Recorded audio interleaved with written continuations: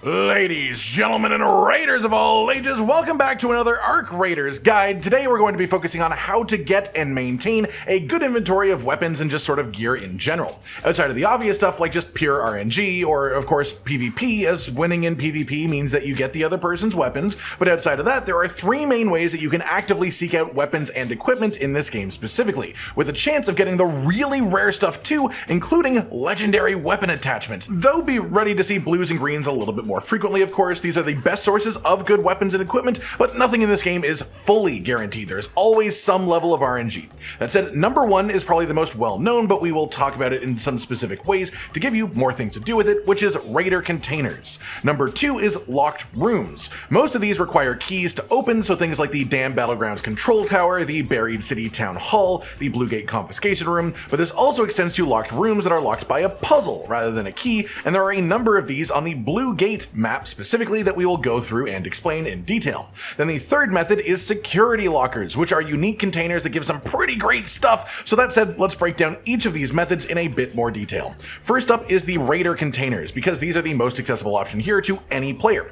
Arguably this is less chances of good stuff than the other two options, but it doesn't require keys. It doesn't require puzzle completions where you'll be generally working against other players for the loot, though you will see other players while doing this, just much less than the set puzzle locations that are always where they are. And it also doesn't require deep skill tree progression like our third method does. As for how this works then, raider containers as a blanket term includes things like weapon cases, raider caches, the uncovered caches that spawn as part of the limited time event for uncovered caches when that is up. This is basically the same thing, it's just more raider caches. And I've also heard people say that things like the red lockers and duffel bags do count for this too, but to a lesser extent than the two main options, which are the raider caches and weapon cases. These two specifically generally can have weapons, ammo, shields, blueprints, or field craftable items as well. There is RNG involved, but these are the most consistent source really. That said, both of the weapon cases and the raider caches have set spawn locations where they can appear, but for the most part they don't appear in every location every raid outside of the ones that are in locked rooms, which means that there is also RNG for this too. But we can travel some routes that hit up dense packings of these potential spawns so that you can get a good ratio of raider containers to time spent, and as a result I'm going to go over two different routes on the Buried City map, as it just seems to be the most consistent map for this from the various things that I've tried, the most densely packed possible spawns.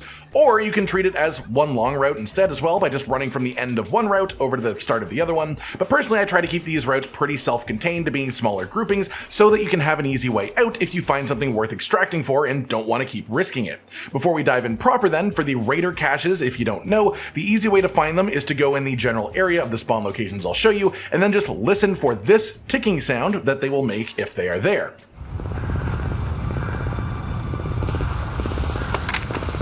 If you hear that sound, you want to search until you actually see it. If you don't hear the sound, move on to the next place. That said, I've talked about these routes a little bit in a previous video, but they have been added to a little bit. They've been modified a bit as we find more spawn locations for more of this stuff. That said, one route is for if you spawn on the east side of the buried city, one route is if you spawn on the west side of the city.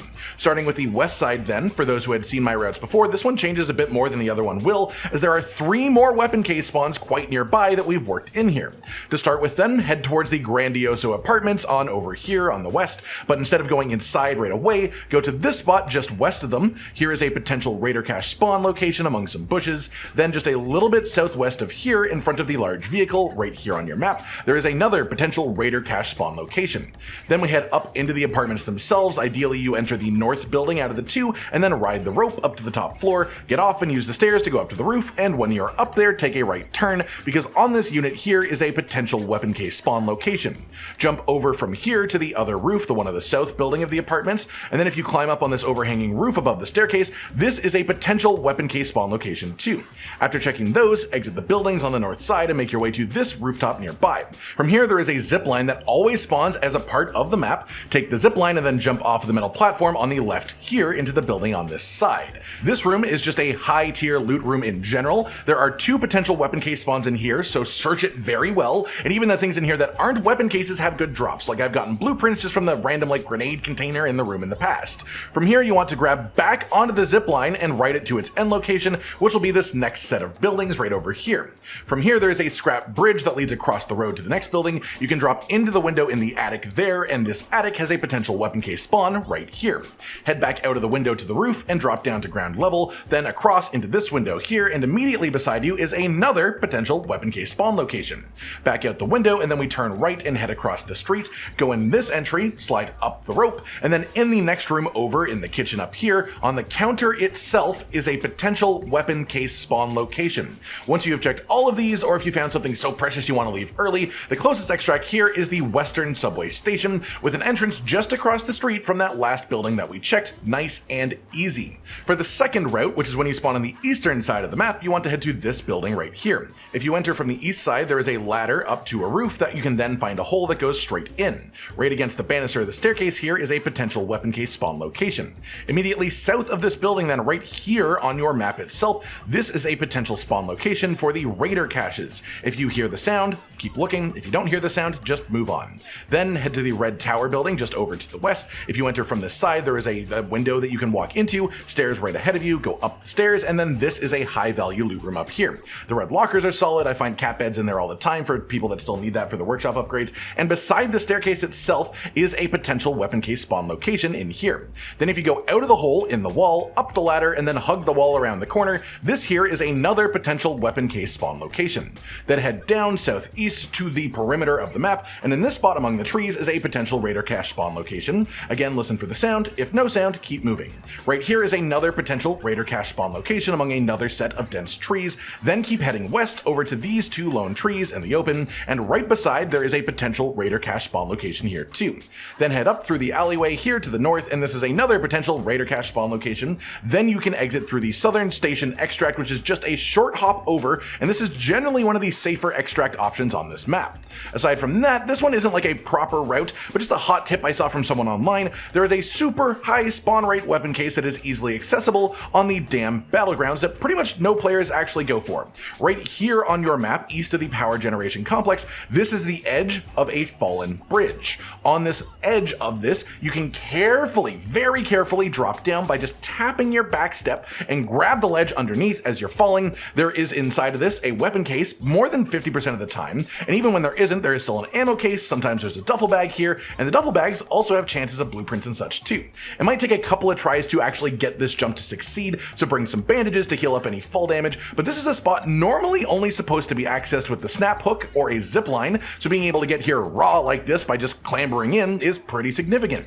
That covers method 1 of farming gear, so let's move on to method 2. Keys and key rooms are a bit too RNG to really go over in general, with one exception. There is an exploit that you can do to get into the control tower key room on the Dam Battlegrounds map without actually having the key. This will likely be fixed sooner rather than later. It's not the most consistent thing in the world, it is a little bit dangerous, but it is a free key room when it works if you succeed, which is massive value, and the only thing you need to make this work is a barricade kit to set it up. First step, go up to the roof of the control tower itself. You will be passing the actual locked door to be able to do this, and up on the roof on the western side there is a ladder going down.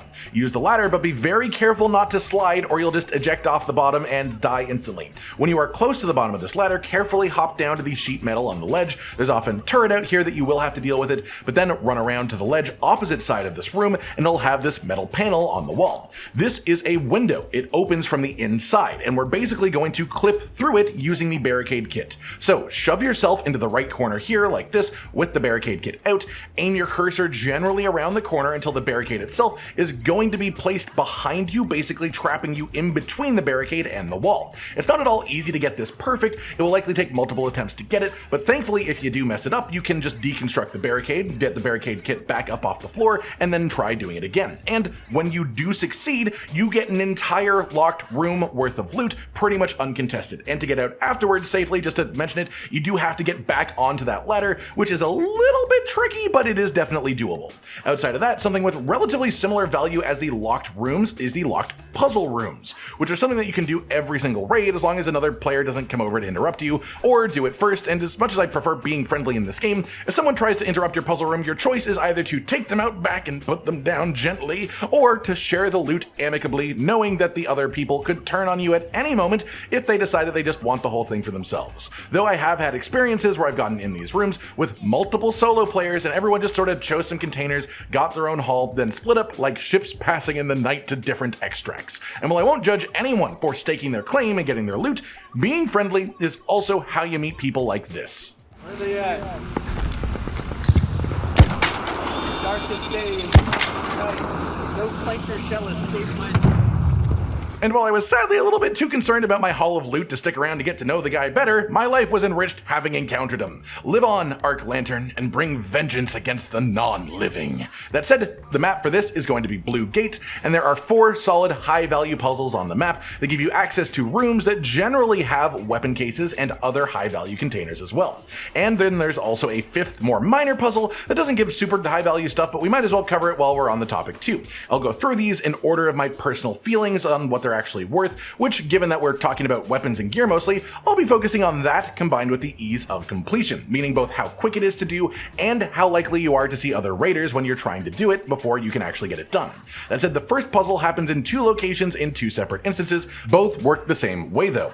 Again, all of these puzzles are on the Blue Gate map, and this one is in the underground section. The first one starts up on the scaffolding right here on your map, underground. The closest entrance to this is the warehouse complex. There is a rope right here inside of this building as you enter it that you can just take all the way down into the underground, nice and simple. After you've done that, go to the actual place here with the metal stairs leading up. Right here where this little hole is on your map, that is going to be a place with a rope that goes down, and beside it is a computer in front of it. Interact with the computer, and after a few seconds it will display a color, either red, blue, or yellow on the full screen. On the wall you can see red, blue, and yellow arrows telling you where to go. The color that shows up on screen is the arrow you want to follow. This time I got a blue color, so I wanted to follow the blue arrows. All the arrows here start by leading down, red continues out that way, blue and yellow continue out that way.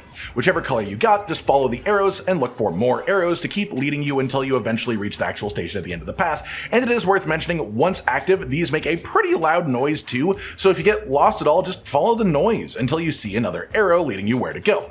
This generally will give you a weapon and some ammo among other potential loot. Then the exact same puzzle is located on the opposite side of the building over here to the west in this general spot. Underground again on this area on your map is exactly where it's located. From above ground, the closest entrance is the reinforced reception place, which is basically just a small building with entrances down to the underground. It's like the whole point of that building. That said, go down the ropes from here inside of the underground. Then there's another computer right here. Same deal, interact with it. It turns a color, follow the arrow that matches the color you got. I got blue again, so I follow the blue arrows, and that brings me to the blue location with another solid loot reward.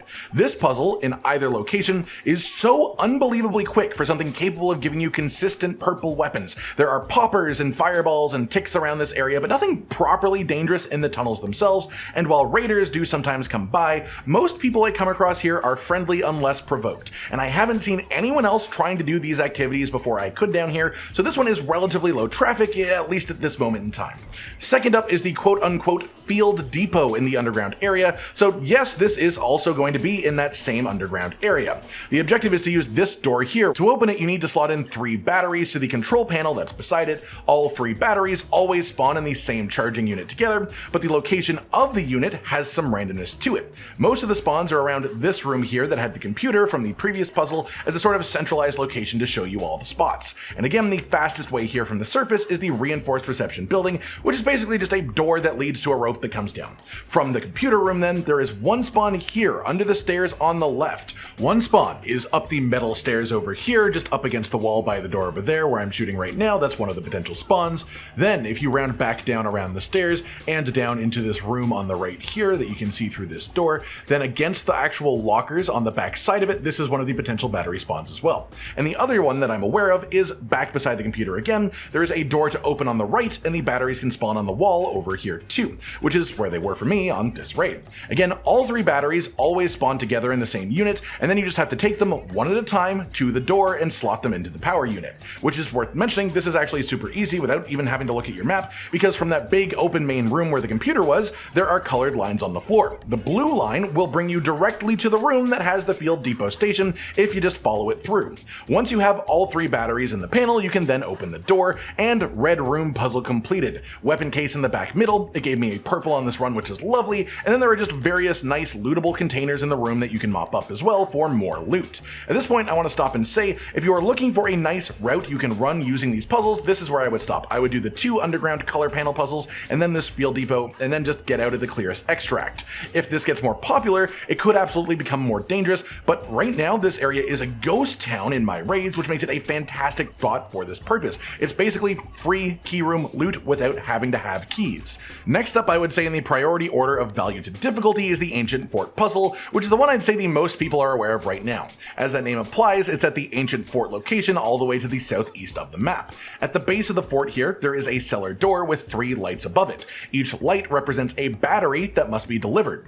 The delivery spots have been in the same place for me every time I've loaded here, which is around the corner from the door itself over here, around in through the structure up through the stairs against the wall, and then up further into the tower itself, there is one on the wall here too. On the chance they do move though, there are power lines that lead directly from the locked cellar door to each of the battery receptacles.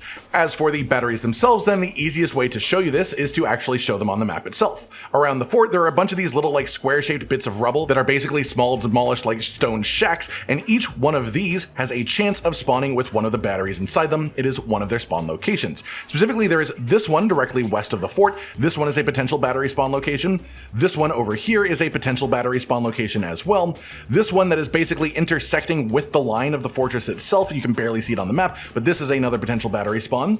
There's a potential battery spawn in this little square right here as well, and a potential battery spawn in this square right here as well. There are also 2 battery spawns actually in the fort. One of them is in the lower room of the fort, which you access by going down the staircase from the same way that you would go up, and in this little room is one of the places you can have a battery. Another place that you can have a battery inside of the fort itself is all the way up the top tower from the top of the structure. At the top of the tower, there is a balcony that you can climb up onto, and you can find a battery up on the balcony itself. Those are all the spawns that I am aware of. I've not come across one anywhere else, and I've also not had a raid yet where I wasn't able to complete the puzzle from those spawn locations. But if you find any more potential battery locations for the fort puzzle, please leave them in the comments for your fellow raiders. 3 batteries then collected and placed into the holders on the fort itself, and the cellar door will open. Inside of the cellar, there's a weapon case in the back middle. Directly opposite that weapon case is a very high value little container that I've seen have weapons multiple times, and then the rest of the room in here is just general high value loot, some advanced electrical components laying around on the surfaces and stuff like that. This one I would say is the puzzle that on this list I think I frequently see the most players at trying to complete it. So lots of people know about this puzzle, but not everyone knows the actual spawn locations, so I do regularly see people trying, but not necessarily completing it. It is a contested spot, but it's relatively simple to do if you're alone, or if you are willing to team up with other players and make some new friends. The next puzzle is probably the toughest one just because of the massive amount of randomness, but it also has an extremely valuable loot room as the reward, which is the Raiders Refuge. This is over on the northwest side of the map, and it's a sort of broken down church building. This is the one I would say has by far the most player traffic to the area. I don't think most of the people I've encountered have been doing the actual puzzle itself, but this is, I would say, the most dangerous puzzle just because of the amount of players that like to come to this area regardless. But again, it all depends on how friendly people are and how willing you are to split the loot if you successfully solve the puzzle. That said, on the eastern side of the main building, there is a locked cellar door with 4 lights above it. To solve the puzzle and open the door, you need to press 4 buttons. These buttons have a ton of potential spawn locations, and only 4 of them will exist in any given raid. So basically, I'm going to show you all the places that I know they can spawn, and I'm pretty sure there are still some that I don't know about, so please mention them in the comments if you know any that I don't show here.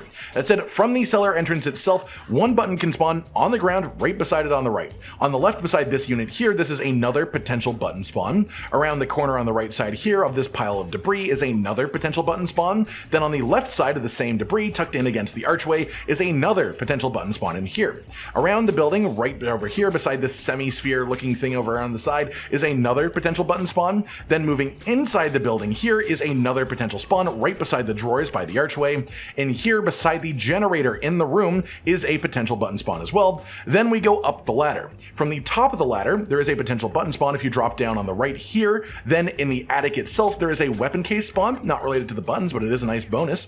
Button spawn potentially behind the drawers on the right, 1 button spawn beside the mattress here on the left, 1 button spawn under the mattress, under the floorboards as well, then 1 up here between the floorboards by the edge is also possible. Jumping down to the bridge in the middle of the actual church itself, there is 1 potential spawn up on that bit of rubble up to the left that you have to push from above. You can also have 1 potential button spawn on this bit of rubble over here that you have to reach it over to from the attic itself. Then we go up the zip line, there is a potential button spawn on the wooden planks connecting the roof on the right here, which you can grab from up top. Then we have some more spawns that are in separate buildings. From the attic here, there is a zip line to this building to the north. A button can potentially spawn inside of this building. Right outside of the entrance itself, where the locked door to the cellar is in the main structure, there's another little broken building. A button can spawn in here. As you can see, it's where one of mine were. And then just around the corner and inside, there is a ladder down to a little drop area, and a button can also spawn down here. Then the final building to check just to the east a bit further is this destroyed house.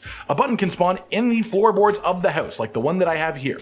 You can have a button spawn in the cellar, down with a creepily well-lit singular chair, and then around the other side of the building up top is like a chicken coop, and there are 3 potential spawns here, 1 on the right side, 1 tucked in next to the coop itself, and 1 over on the other side as well. And those are every potential button spawn that I'm aware of for this puzzle as of this point, so if you know of any more, again, please leave them in the comments. Once you have found your 4 buttons, all 4 lights above the cellar will light up and the actual door will open, and then you can drop in for a massive room full of loot. There's a weapon container in here, of course. There's plenty of other very high tier loot. There's things like complex gun parts, pretty much every raid as well, which is quite a high value thing. And honestly, there is just so much volume of loot in here that one player by themselves probably won't be able to fit it all unless they have a tier 3 looting augment. Then finally, for the last of the blue gate puzzles, this one I've never seen give weapons or gear, but it gives blue stuff and arc related materials. And while we're on the puzzles, this one is super easy. There is a big crazy arc husk right here on your map on the eastern side, and to do this you need to have 2 arc power cells with you. If you don't have them in your inventory already, there are always drone husks nearby this area that you can loot for power cells and then just come back over. Just check on the ground in the sort of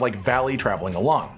Once you have the power cells, climb up into the actual tube itself, interact with the sparky panel to shove in a power cell, and fire will start spitting out at intervals. Get past the fire when it's not going to hurt you, of course, for another spot to shove in a second power cell, then get back out in between fire waves, climb up to the top level here, jump onto this catwalk area, and again wait for the fire to not be blasting in front of you and walk past it. Then, once you've succeeded, claim your small pile of loot from the little interactable at the back side. That does it for all the puzzles on Blue Gate then. So finally there's the third method. This one is quick, it's just security lockers. These are in plenty of places on all the maps. They are often inside of key locked rooms as well for bonus really high tier loot, and every security locker has fantastic items in them. But they do require you to have the security breach major skill tree node, which is all the way at the end of the survival tree. You need to basically have spent 36 points in this tree before you can even spend the 37th point on this skill itself. So it is a massive investment. Only you can decide if it's something that you really want to have, but having seen what the security lockers are capable of dropping, big weapons, wolf packs, blueprints, they have an insanely high value loot pool. And if you don't have that skill node, you're just leaving that loot on the table. So again, it's up to you, but I personally think it is very worth pursuing as a major goal of your skill point spending.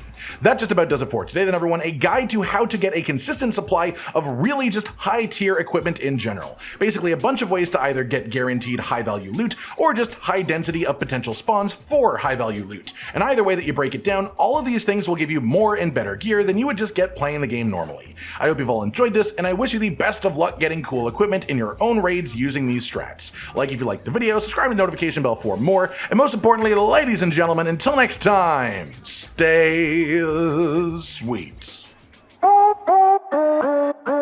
Josh, Cotton, and Hollow with the videos, dropping the humor like a hammer on your tippy toes, bringing entertainment on a daily arrangement to take our insanity and turn it into entertainment. Yes, I said entertainment twice, to reiterate that it is nice to look into your faces on a mostly daily basis when you let us in your homes to make the whole world a stage. Goodbye.